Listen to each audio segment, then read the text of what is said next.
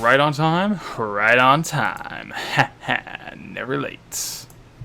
So, welcome back, one and all. We are at Silent Hill 2 In-Depth, Part 2. This is more than likely going to be a 3-day affair, but I think we'll get towards the very end today. We're going to get very close to it. And tomorrow, we'll just do one little bit of wrap-up. Everything's healthy across the board. Stay off the hospital roof if you want to stay that way. Well, unfortunately, we have no choice. We will be hurt, but we'll also be closer to the truth. And I wonder if that means anything. Haha, coy coy, smug smug. Welcome, one and all. No point delaying. Talk about the stacked bricks. I'll think about it. We'll talk about a few things today. This is kind of where it gets a little murky thematically, and it's very interesting that we kind of stopped here, because we're going to get right into some shit. So, without further ado, without wasting any more time, you all know the drill, let's get into it. Let's see, audio working for the game? Bam. You know what, you guys are okay. Stay away from Brookhaven on June 29th, Pyramid Head. Fucking. Oh, you. Yeah, the fact that you take damage on the roof is super cool.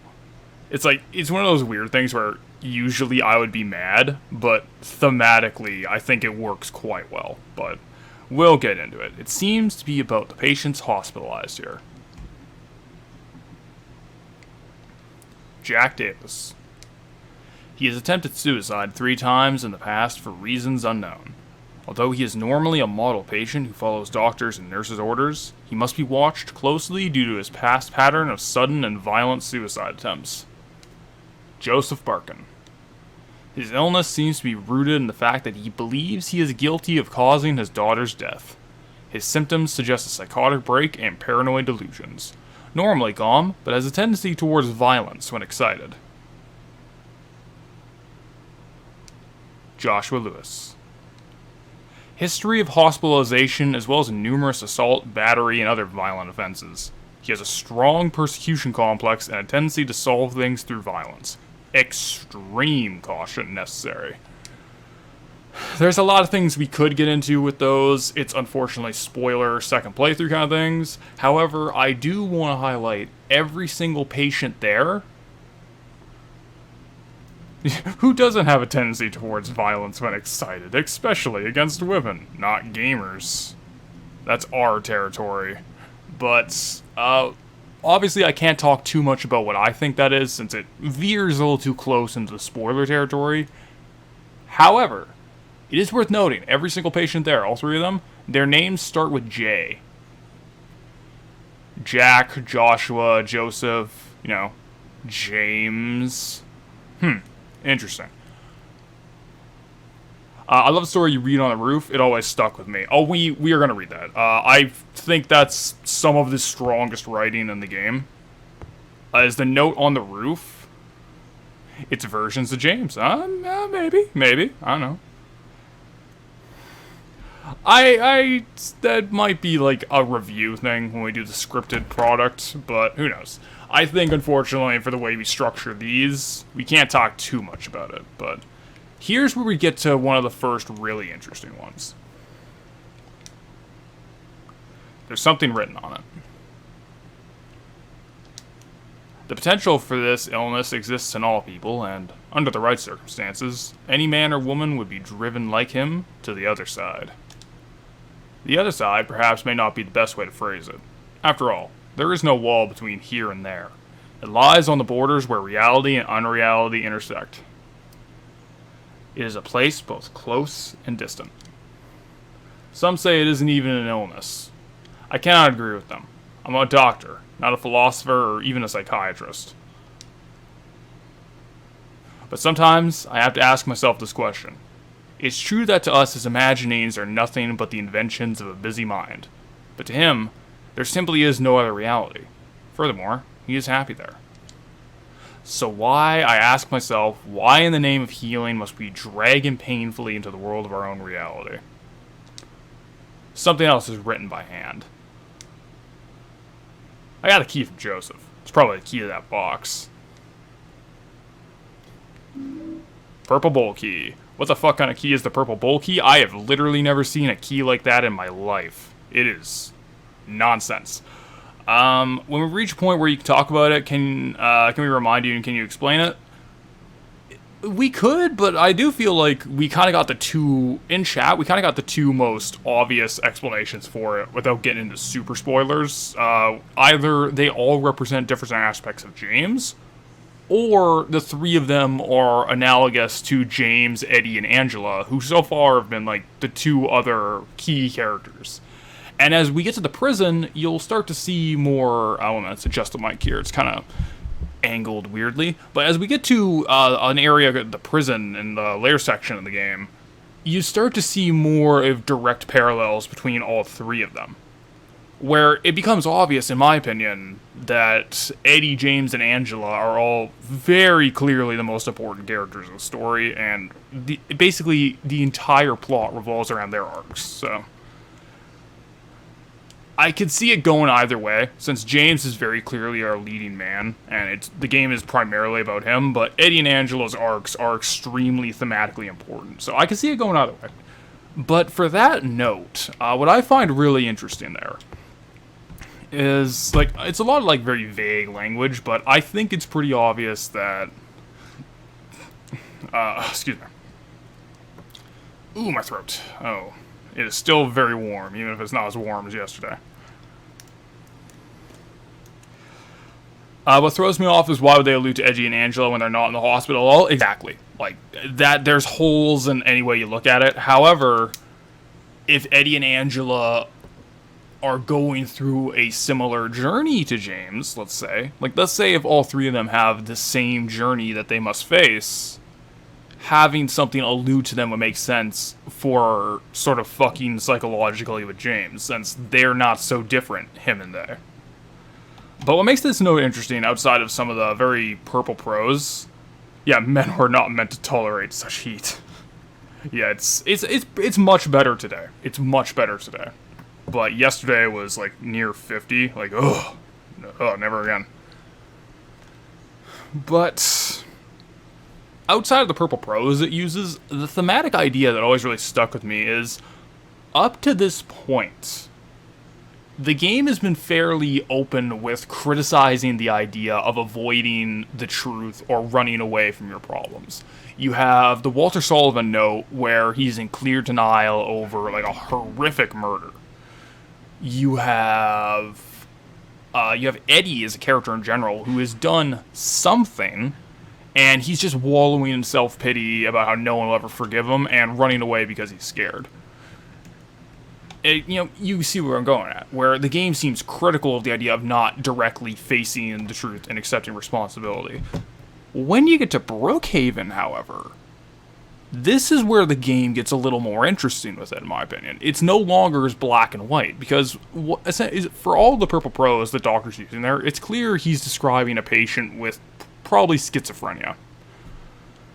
So, what he's saying is, look, this guy's life situation is so fucked at the moment that he needs to be monitored 24/7, institutionalized, and just kept on constant watch. Like, he's going to be here for the rest of his life. What's the harm of letting him live in his delusions if he's happier there than in reality as we face it? Like, what's the benefit of forcing him to face reality? So this is where the idea becomes, like, is it always the best thing to, quote-unquote, accept responsibility, face the truth? Is it always really the best answer? And I really like this section of the game because it starts to muddy that thematic idea and give the opposite perspective where characters and people who you never meet, but you get a little snippet of them and maybe how accepting the truth might not actually be the best thing. Yeah, it's escapism. Can't you see? It's unhealthy. It's a very similar idea. It's like, I think FFTA is kind of going a little further. I mean, I only know it through like a meme osmosis, but I think there's supposed to be some real reason that you can't live in the fantasy world there, but here it's a little murky, and I appreciate that Zano 2 tries to give both sides of the idea, by presenting two different... Yeah, back in the wheelchair, idiot. Just, like, crawling him into the wheelchair. Just knives and legs. Just re-crippling him. But I always have appreciated that about Silent Hill 2. Oh, it's health drink. Nice.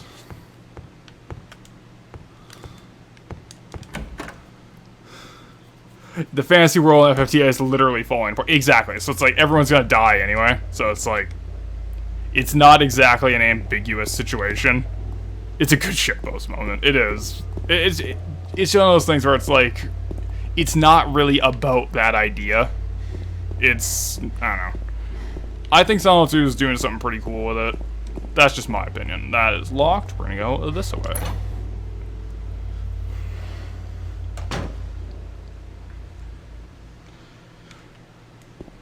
Now, we're gonna go upstairs here. A good story allows for multiple interpretations, and it's better when a story itself doesn't give a clear answer. What difficulty is this on? Normal and normal. I'll explain why I chose normal towards the end of the hospital. The thing is, like, there's a story that is...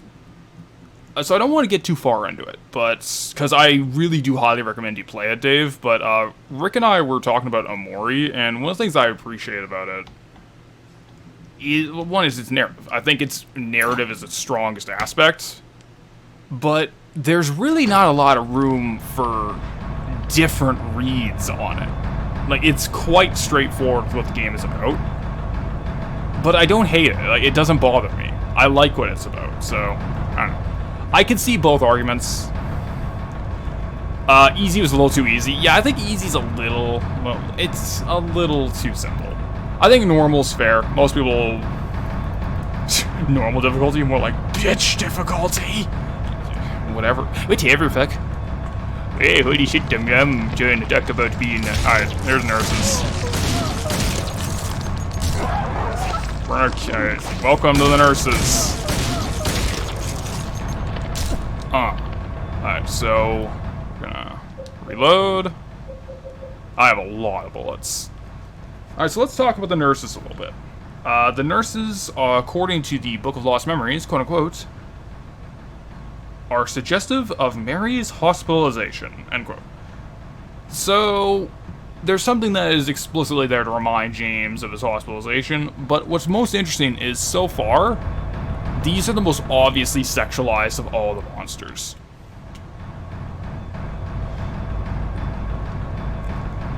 Like... Take a look at them.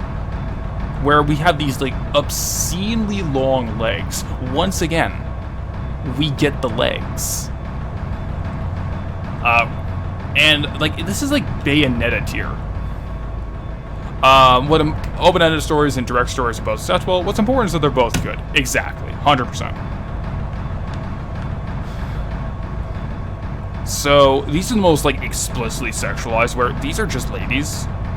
Their faces are horribly fucked up. Their heads are these horrible pus balls, but these are the most blatantly sexualized of all of them. We'll get a better look at them later, but what is worth noting is the consistency of the legs, where it's this kind of...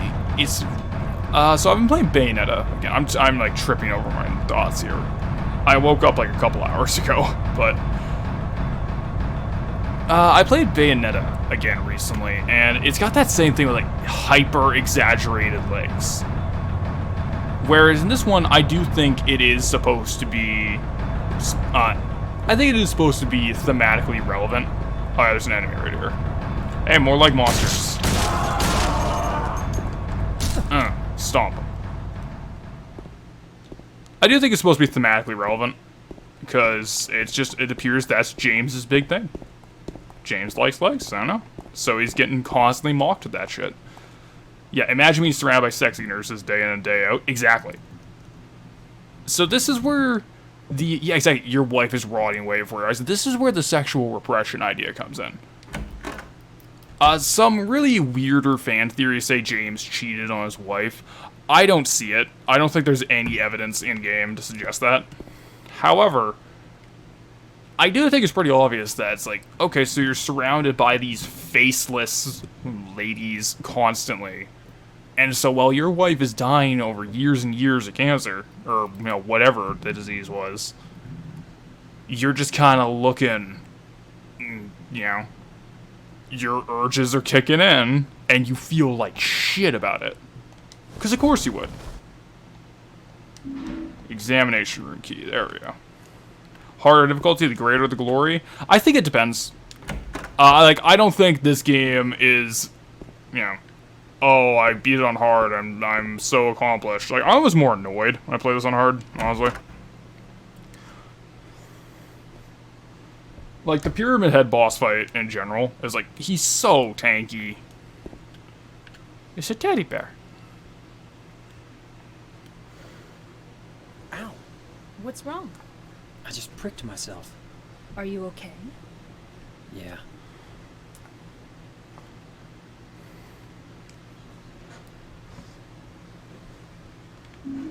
Bent needle. Yeah, problem with hard difficulties is just the bigger number idea. Where it's just like, okay, I take less hits, enemies take way more hits. It's just a much more punishing and tedious task. It's why I maintain, like, because I'm, you know, normal stuffed animal, nothing else. It's why I maintain that, you know, as much of a broken record as I am. Ooh, James Mock's sexy poster in the closet?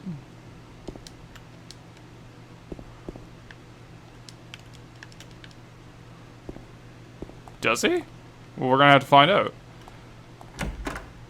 But, it's one of the things that, on a broken record, I talk about these games all the time. But in Devil May Cry, the only game of the series that I think DMD did the hardest difficulty, Dante Must Die, well. This is no time to be looking at a stupid poster. Okay, well that's interesting. That's interesting. One minute. He has ellipses first. So it's almost like, it's like this hesitation, like, it's no time. That's interesting.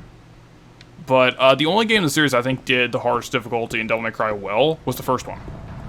And what made the first one interesting, are they alive? They're a nurse? Get a good look at them? Oh. Oh, you're alive? Goddamn.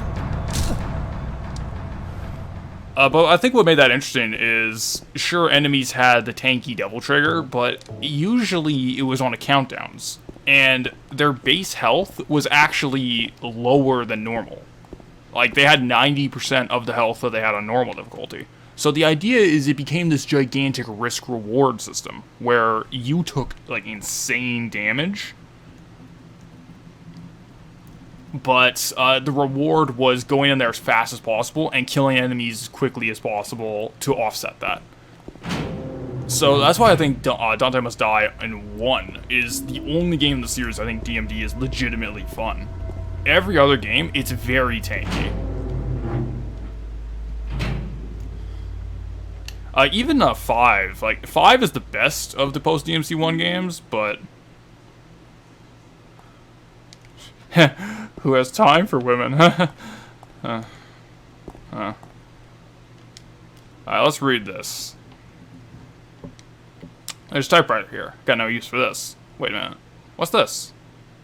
There's a sheet of carbon paper still stuck in the typewriter.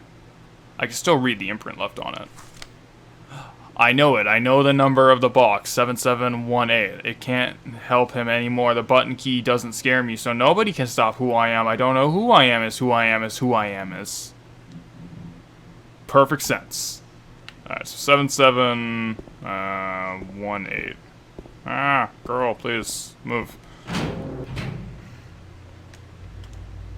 Alright, let's explore rooms. Do.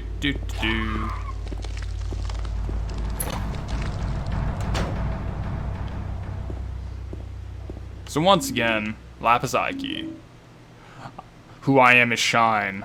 Oh, the Shine's getting to him, boys. He's gonna pull out an axe soon. Oh, God. Alright, here we go. Here's where I get a good look at the nurse. As you can see, like, their legs are disproportionately large in comparison to the rest of their body. And what you see is connecting them to the line figure.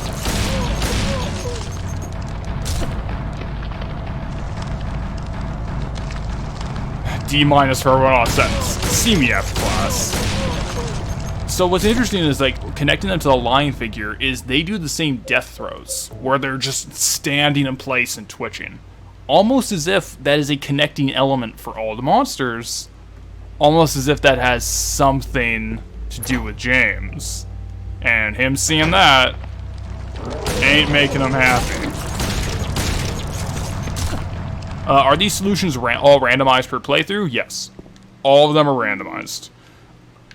There's only one number-based puzzle that is not randomized.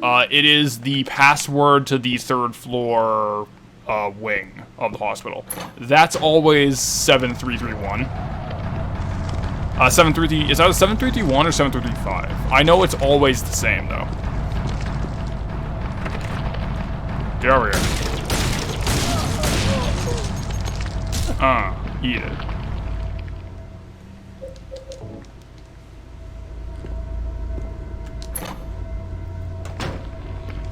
Oh.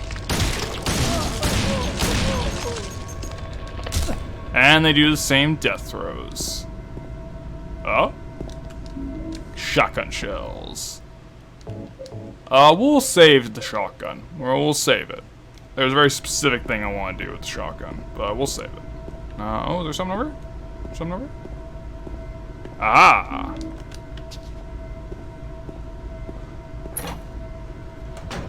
Alright, well, we cleared out this floor.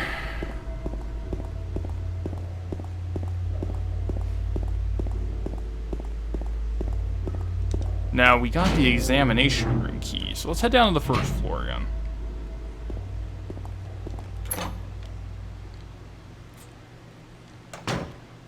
Come on, out of the way. Come on, girl. We gotta move. Thank you. Thank you.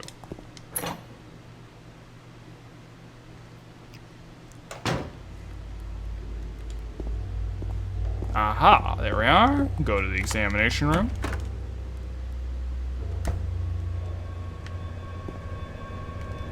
Now, I don't think there's anything else in here outside of the combination. Oh, the shotgun shells. Hell yeah. There's a memo hanging on the refrigerator. Food only. Do not store drugs. Rude.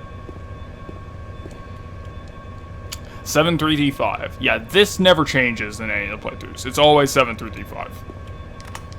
Now it's unlocked. And I am aware it is somewhat sad that I have that digit mostly memorized, but shut up. Shut up, okay? Alright, well let us go to the third floor then.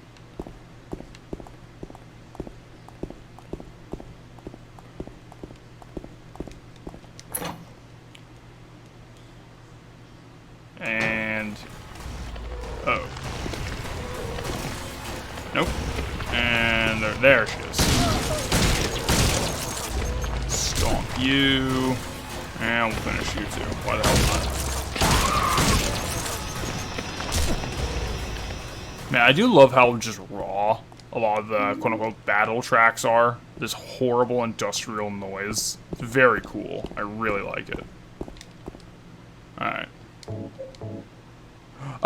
Lol, I wish I knew my favorite games as well as you guys do. I feel like a major poser a lot of the time. To be fair, I have played this game probably close to like 20 times at this point. I have obsessively played Silent Hill 2. Like, I mean, okay, look. I am to the point of it is kind of sick how much I like this game. When I'm unironically screaming about what this wall texture reads of unfinished blue words in the first room in the game that you're intended to leave in like 5 seconds. Like, come on. Like, we're getting to pretty ridiculous territories that this stuff is. But hey, you know, if people like it, if people aren't that turned off by it, it's locked. So this is interesting. There's no way into that room. But it's not saying, oh, you know, it's welded shut or I can't get this door open. It's locked. You can open it. Interesting. But there's no way inside.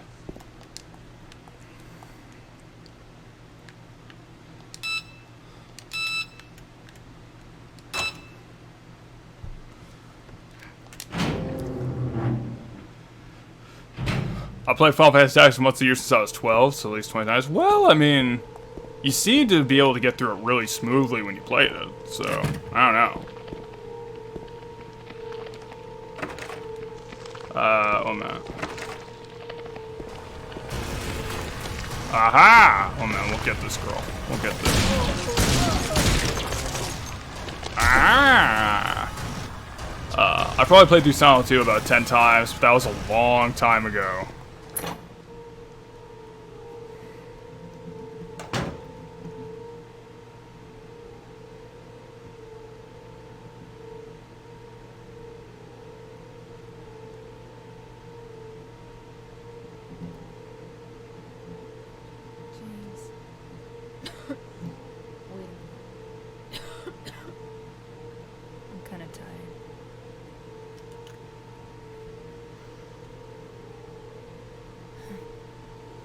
It's just a hangover.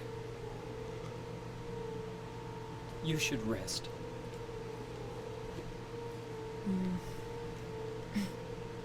So comfy. I'm gonna go look for her. For Laura. I'll be back as soon as I can. Got the roof key. I envy how much you can enjoy this game. I do genuinely wish that I could enjoy something and be so immersed in a world as you are at this game or this franchise. I mean, I think it's like it's a person-to-person thing. Like, I don't know what it is, but Silent Hill 1 to 3 really latches its teeth into me. And when something like really grabs me, I super get into it. I don't know what it is. Like, it's Silent Hill. Ooh, that's hard. There's a lot of stuff. Blade Runner, the first Blade Runner, like that movie really gets its claws into me. The discography of Nine Inch Nails, like I don't know, there's a bunch of shit, but this isn't like, oh, what you doing with favorite media hour?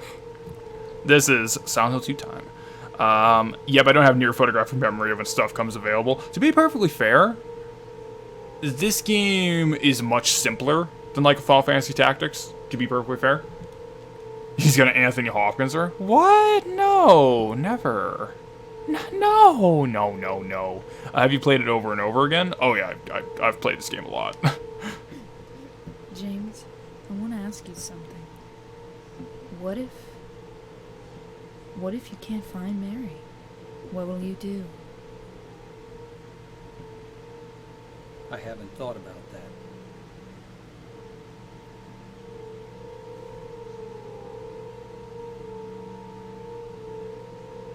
It's called passion. Yeah, like I don't know. Like I think I said it before. Passion's a double-edged sword. Where on one hand, yeah, I can literally talk for tens of hours, if not like hundreds of hours, with all the people I've spoken to about Silent Hill and Silent Hill 2 in particular.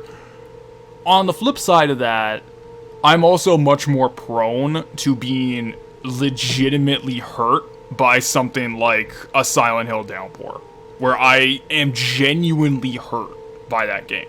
It physically hurt me to play. Well, not physically, obviously. You know what I mean, though. Like, it did hurt. Going into what Maria is supposed to represent to James, what are those pills she takes supposed to be? I think it's supposed to be James didn't know what Mary was taking, so he doesn't know what Maria's taking. The game managed to capture your focus, and when you focus, details become more apparent to others to be aware of, and you want more of it. I don't know, it's like, because I think, like, another thing, too, is I can tell that this game was made with genuine passion, was made with real love. And when I can see, like, true love on display in something, I can overlook a lot of flaws. Like, oh man, we'll get rid of the heavy industrial screeching. Yeah, this is supposed to be an analog, you know, Mary's almost like 1-to-1. Yeah, it's like, I think James didn't know what she was taking for illness. I don't think he knows what Maria's taking, and that's just what it's supposed to be. Yes, Spoonie said best. Betrayal. Unironically, yes. Like, I would have screamed betrayal, then done the Spoonie meme. And I wouldn't have even been ironic about it. I genuinely would have meant it. Let's see here. The closest I would be would probably be Cultist Simulator. I have never played Cultist Sim in my life. Let's save the game.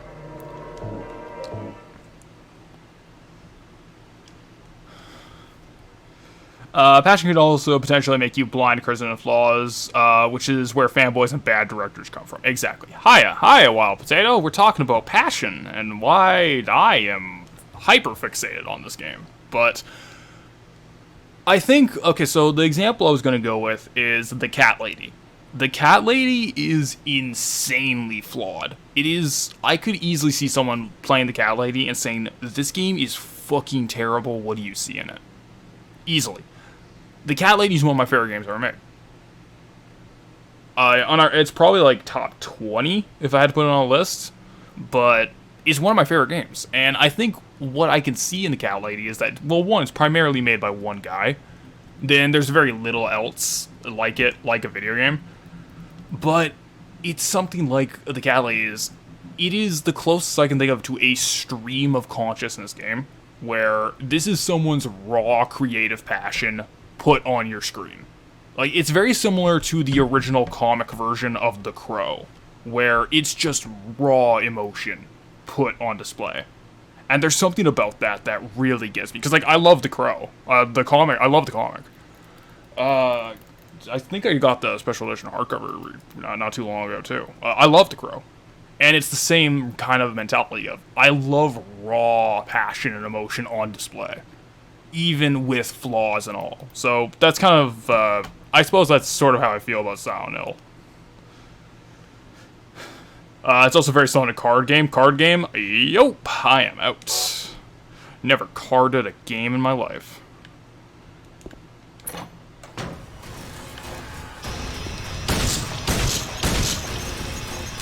There we go.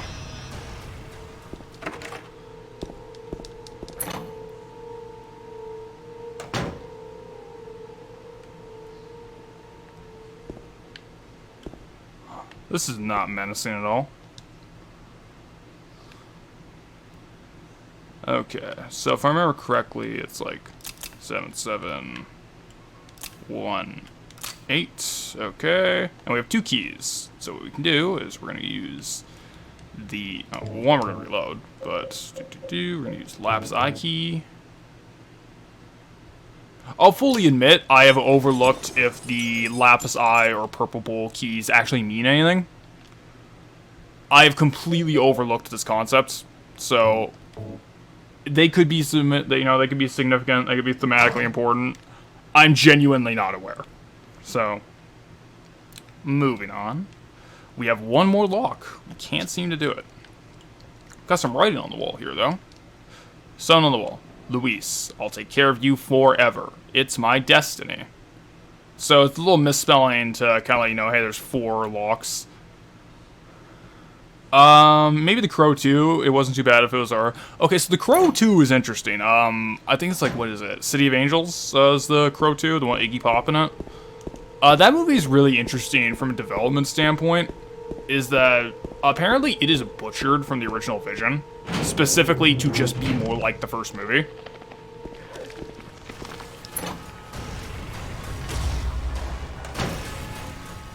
Yeah, City of Angels, that's it. So apparently it is actually butchered from the original intention. There's a great movie video by Good Bad Flicks that goes over what the original City of Angels is supposed to be.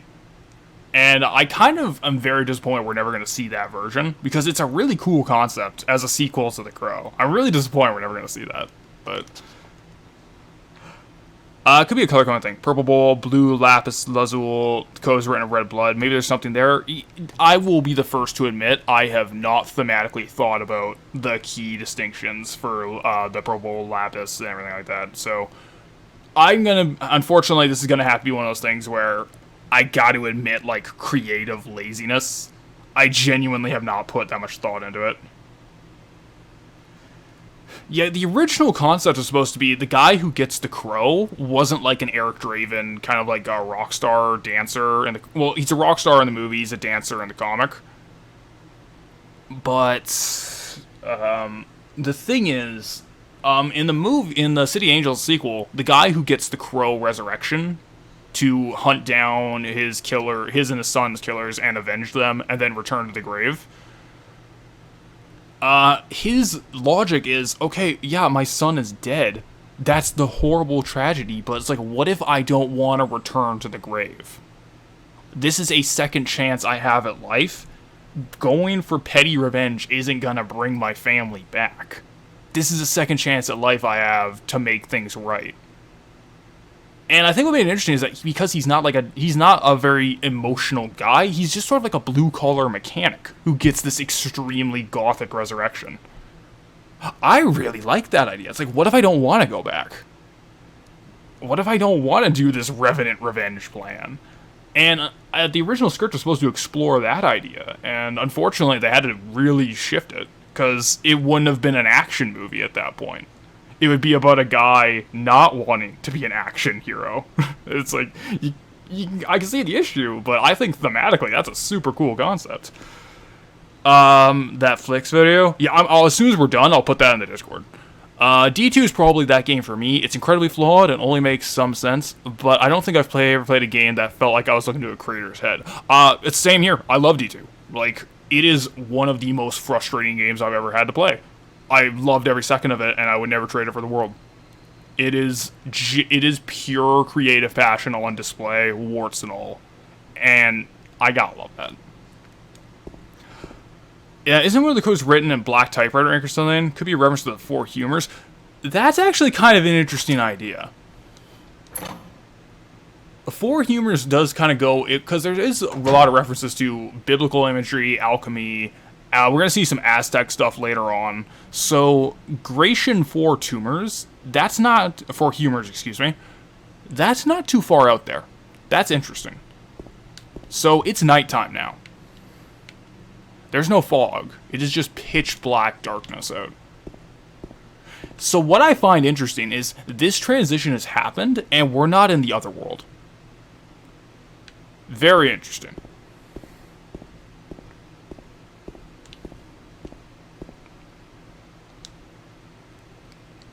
There's something on the floor. Is this a diary? Biblical imagery. How accurate to my shitpost. Well, we'll talk more about it later. There's definitely some more biblical imagery towards the end of the game. And we'll talk about it as it comes. Alright, so I'm just going to be real. I love this. This is some of the best writing in the game. May 9th. Rain. Stared out the window all day. Peaceful here. Nothing to do. Still not allowed to go outside. May 10th. Still raining. Talked to the doctor a little. Would they have saved me if I didn't have a family to feed? I know I'm pathetic. Weak. Not everyone could be strong. May 11th. Rain again. The meds made me feel sick today. If I'm only better when I'm drugged, then who am I anyway? May 12th. Rain as usual. I don't want to cause any more trouble for anyone, but I'm a bother either way. Can it really be such a sin to run away instead of fight?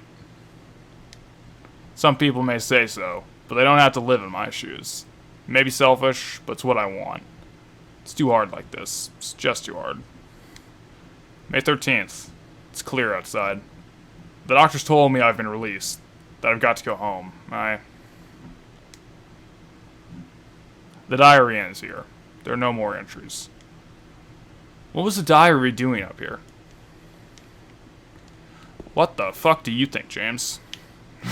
So James, maybe he's willfully trying to ignore the context of why that might be here, but...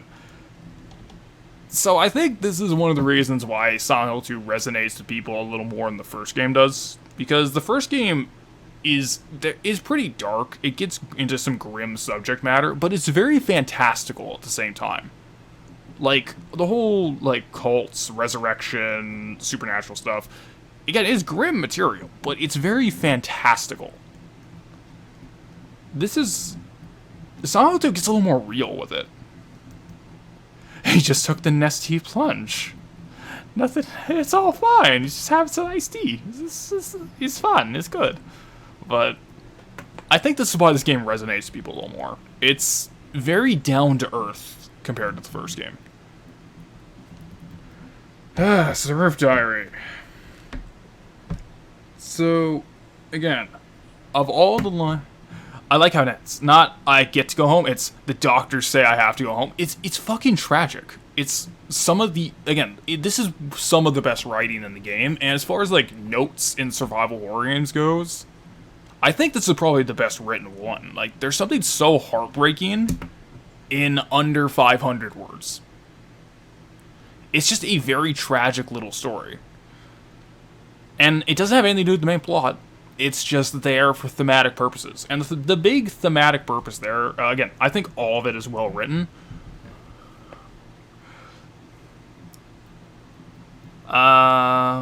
What's the sin in running away? Makes you wonder if Silent Hill is just a place that judges you regardless. This is fair to your actions. All humans have sinned and are all guilty. Original sin of man and all. I think we'll get to what I think Silent Hill is in this playthrough. I'm not going to bullshit around it and dance around the issue like we did the first time. In Silent Hill 2, I will give my explanation, my quote-unquote theory about what I think the spiritual presence in Silent Hill is, what it wants, why it shows you the things it does, why it makes your mind come to life. I think there's a relatively simple explanation to all of it that is decently consistent with all four of the original games. This and The House and Phantom Morgana are the only games that really captures loneliness and desolation, especially the part at the end of the hospital all the way to the lakeview. It feels so isolated. I'm trying to think, is there anything else that really gets that truly isolated feeling? I'd have to really sit on it. I think Lone Survivor has some moments. Lone Survivor, honestly, I'm a little biased because I do like that game a fair bit. I think Lone Survivor is quite good with the lonely atmosphere.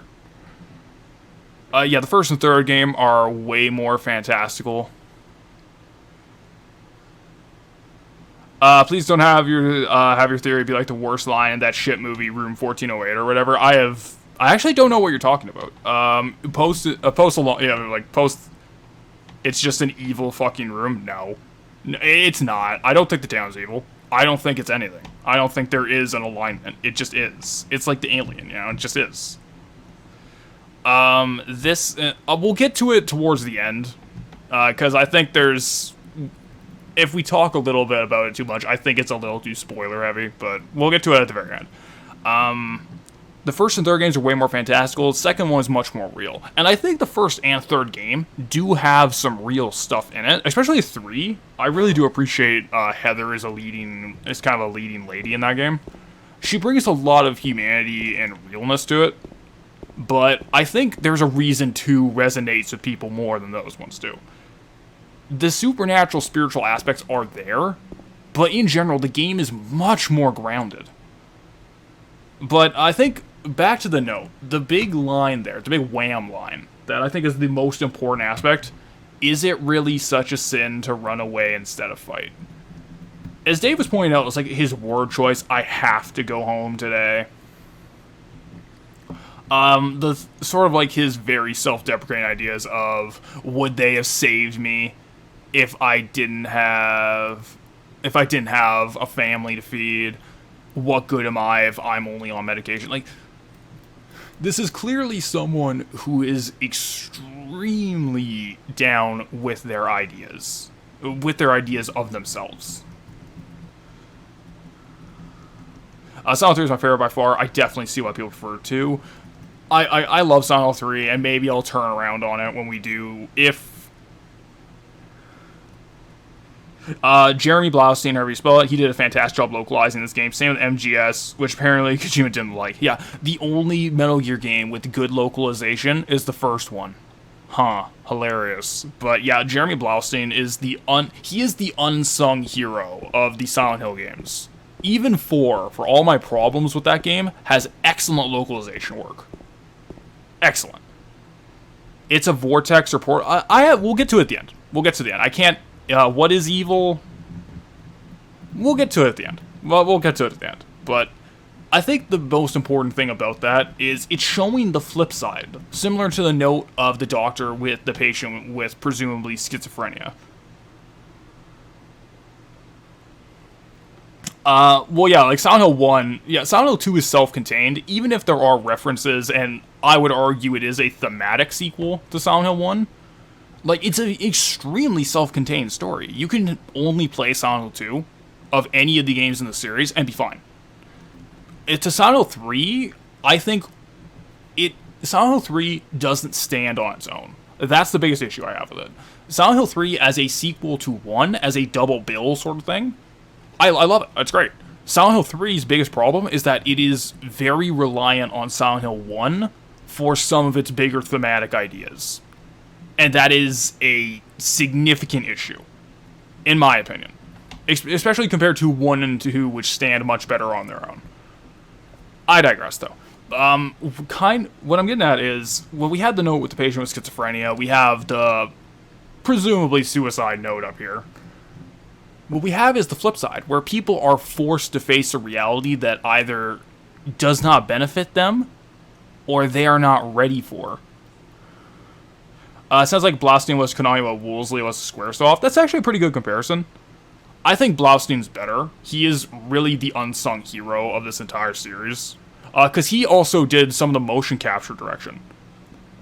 So, he's a very underappreciated member of the Silent Hill series' success in the West. Very underappreciated. But, yeah, it's showing the flip side, where, okay, everyone can go on and make the story about it. It's always better to face the truth. It's always better to own up to your actions. Take responsibility. Pull yourself up by your bootstraps. You know, all that meme shit. What if you're not ready? What if facing the truth is objectively a worse reality for you? Who are you hurting? I don't know. Like, Silent Hill 2 puts a flip on that idea, where there are situations where forcing someone into reality to face the truth of their situation might be the worst outcome in the long run. I appreciate that. In a game all about this idea of facing the truth, of repentance, judgment, things like that, having the flip side of that debate is very interesting. MetalNet looks rusty and falling apart. It looks like I can push hard, I can move it away. Hey, buddy.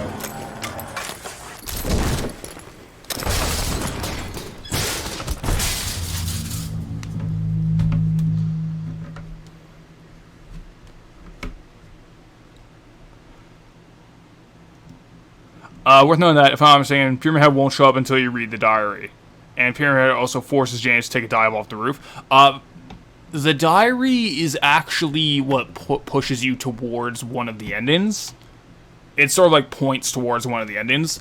Pyramid Head will not attack you until you examine until you examine the fence in the back. Then it'll happen. You can miss that diary. It's completely optional. But what's very interesting, didn't the localizer MGS2 like actually despise Kojima? Yes. She has one of the most hilarious teardowns of Hideo Kojima I have ever read, and I cannot find the original source, but it's so funny.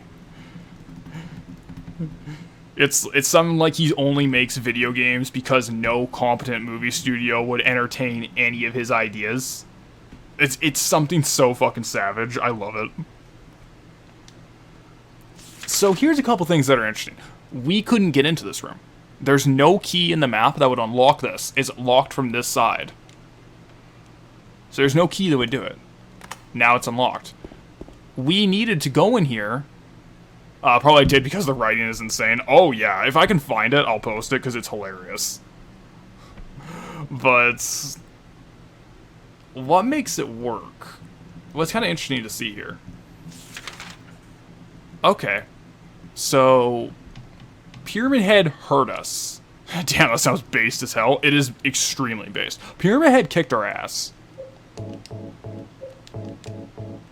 Like, we took legitimate damage. We were one hit away from dying. That hurt. But we wouldn't have been able to get in here without Pyramid Head knocking us in. And more importantly, let's see, can we find it? Something's written on the wall. If Joseph looks calm, he can be taken out of his cell. Here we go. There's something written on the wall. 8512. Turn the numbers. Better not forget them. So I'll write them down here. The other one, my secret name. 8512. Now you're on the other side of the hospital. Yeah, so here's the thing. We needed that combination to open the box to progress through the game. Once again, Pyramid Head is acting as a punisher, but as a guide. He's filling dual roles. Interesting.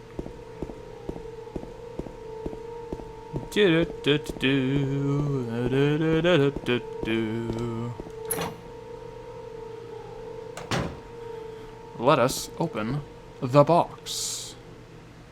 Oh, wait, no. We can just examine. What am I doing? Alright, so... Okay. Oh, damn it. Alright.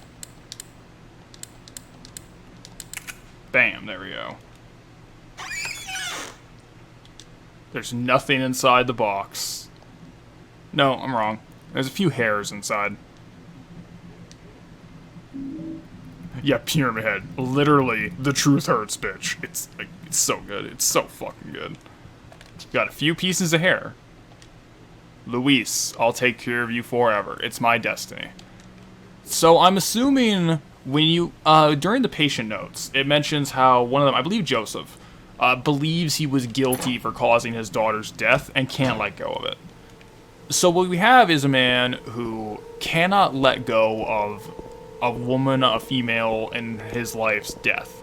Believes himself to be responsible, and obsessively clings to it, to the point where he's, like, presumably keeping bits of her hair. As, like, this memento, oh, it's my Luis, I'll protect her forever.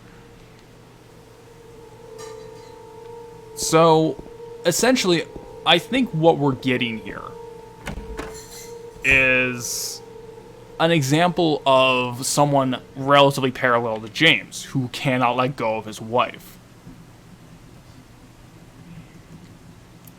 Might be a stupid connection to go in, but it also could be James subconsciously wanting to be institutionalized. He got tossed into the special treatment room from the roof. That's true.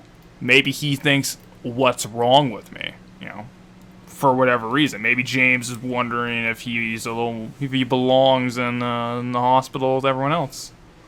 They're feeling too much of a brainlet to make these connections. I mean, it's mostly, to be fair, it's like this game never highlights any of it. It never makes any attempt to try and force a lot of these ideas into the player's eyes.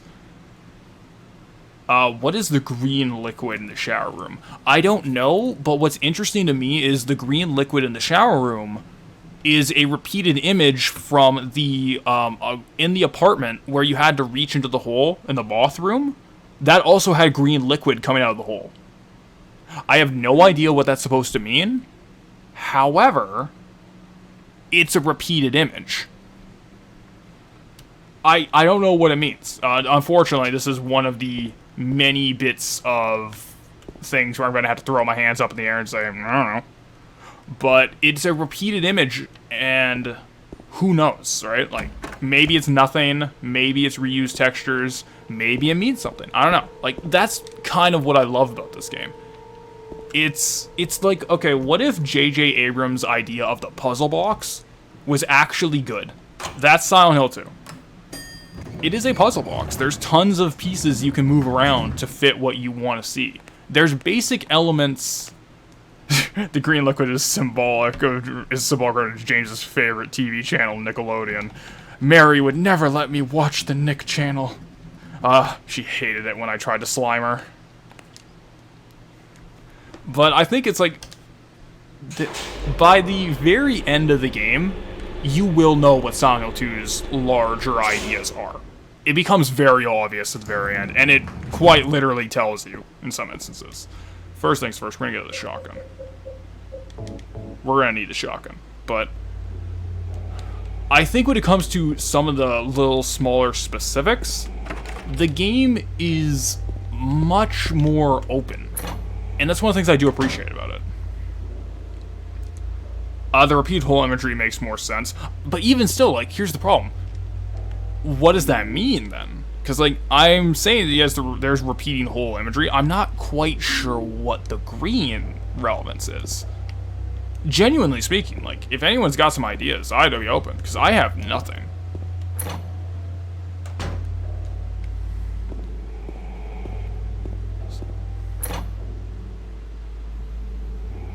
The green liquid could also just be a visual indicator, because exactly, it's a very small hole in the ground. It's very difficult, so who knows, it could just be like a visual indication of you can interact with this. Sometimes curtains are just blue, exactly.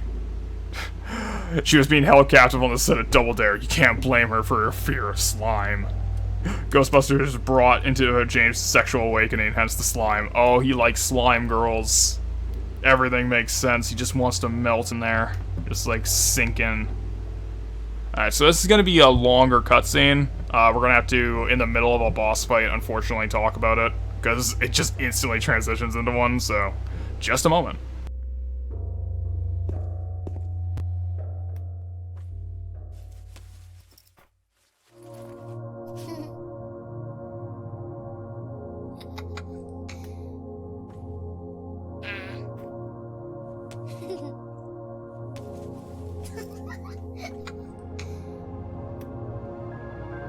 Laura?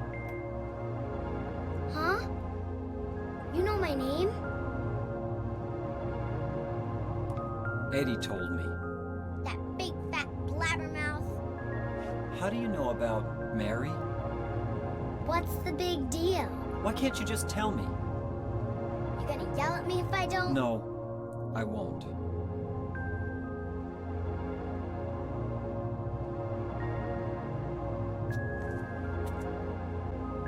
I was friends with Mary. We met at the hospital. It was last year. You liar! Laura, Fine, don't believe me. But last year, Mary was already...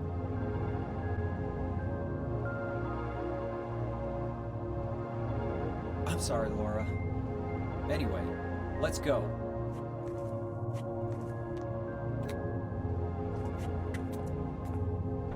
We can talk about this later. This is no place for a kid. There are all sorts of strange things around here. I can't believe you haven't even gotten a scratch on you. Why should I?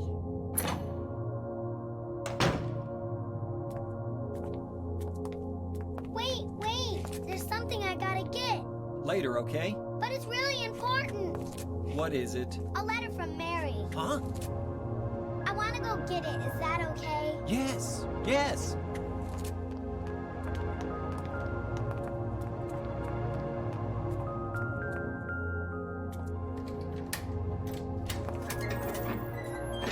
Come on, hurry up. Is it in there?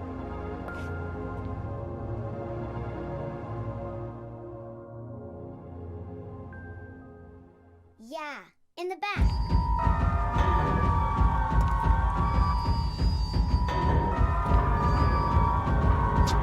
What are you doing, Laura? It's further back, in the desk.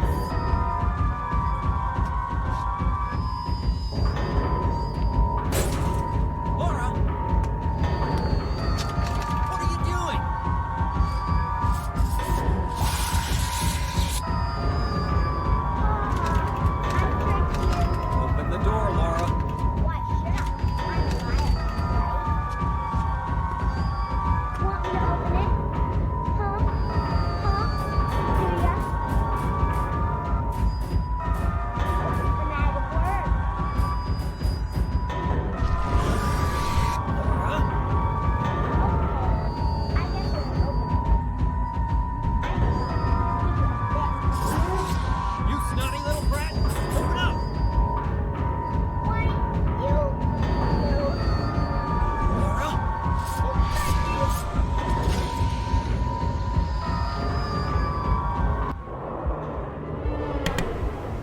Okay, mic's back on. Yeah, it's a bit of an emulator issue, unfortunately. To my knowledge, this is the only scene where the music doesn't do that, right?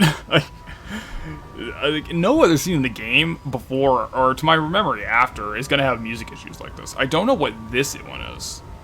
Oh, well. Yeah, exactly. I don't know what exactly is with this scene, because it doesn't do it in any other. But, whatever. I don't think... It's not the end of the world. But, nah, whatever.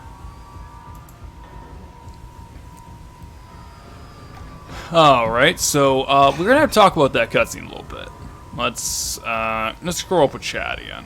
How did Laura not notice someone come into the room initially with James' flashlight? Whatever. I think the explanation is probably just as simple as Laura's a dumb kid. So, she wasn't paying attention. There's James's son.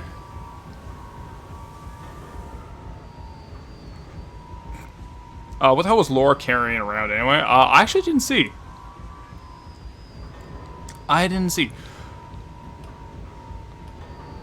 There's James's son angry. He's ready to snap. Okay, so that's interesting. So this is where we're getting our first contradiction to James's story.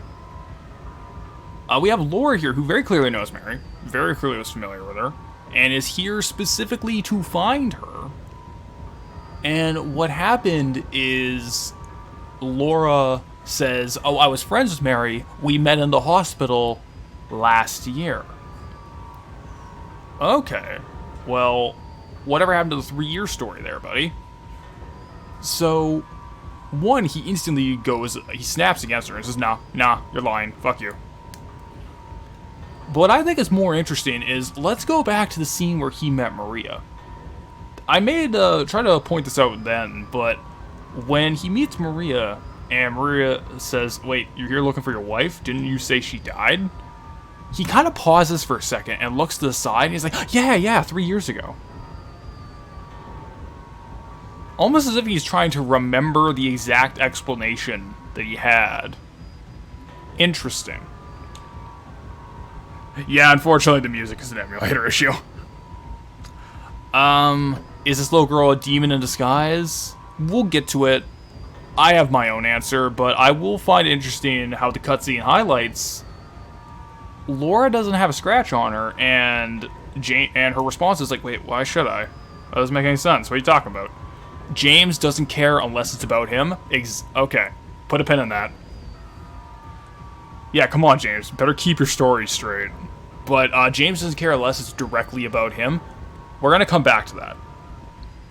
That's important. Could be frame rate. Yeah, it could be frame rate. But now what we have is another boss fight. We have the Flesh Lips. Let's see if we can get a look at them.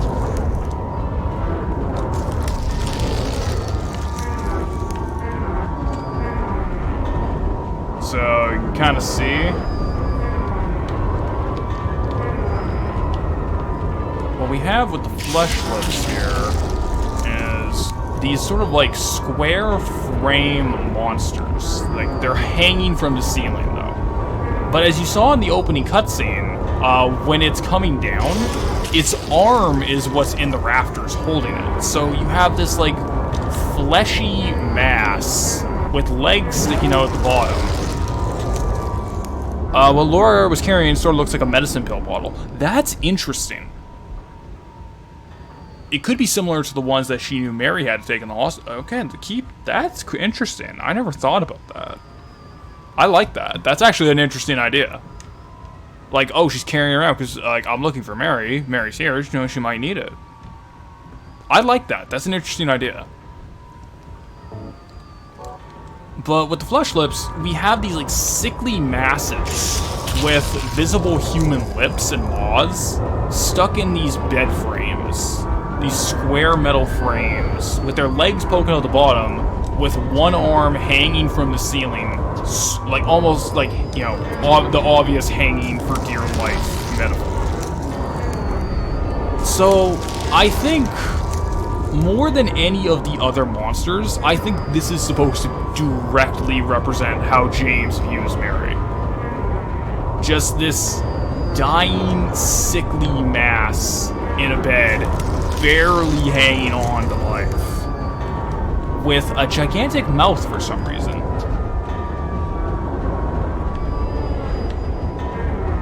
Well, actually, you know what? Let's let one of them attack us.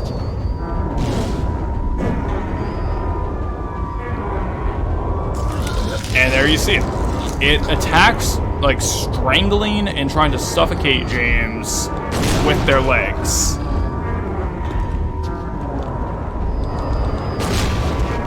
Alright, interesting. So, it's one of the reasons I do kind of think this represents Mary is, once again, we see human legs brought up as a defining feature of one of the monsters. That does big damage, holy shit.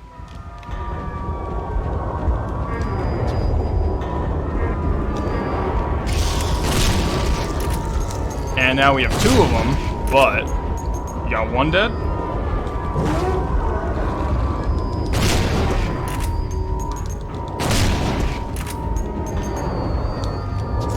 And 2 dead.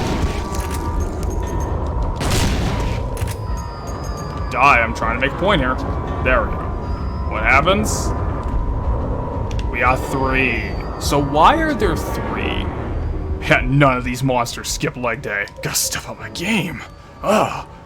She did say that she met Mary in the hospital. Maybe she has the ball with Mary's name on it, trying to use it as a way to track her down. Very possible. It's like literally one of her bottles with a full name and everything. Mary Shepard Sunderland. Okay. I can see that. I like that. But why are there 3? Well, if this monster is supposed to directly represent Mary, yeah, 3 years. I'm very glad you picked that up. If this is supposed to represent his wife directly, I think what this is supposed to be is a monster of every year that she was quote-unquote dead, according to James.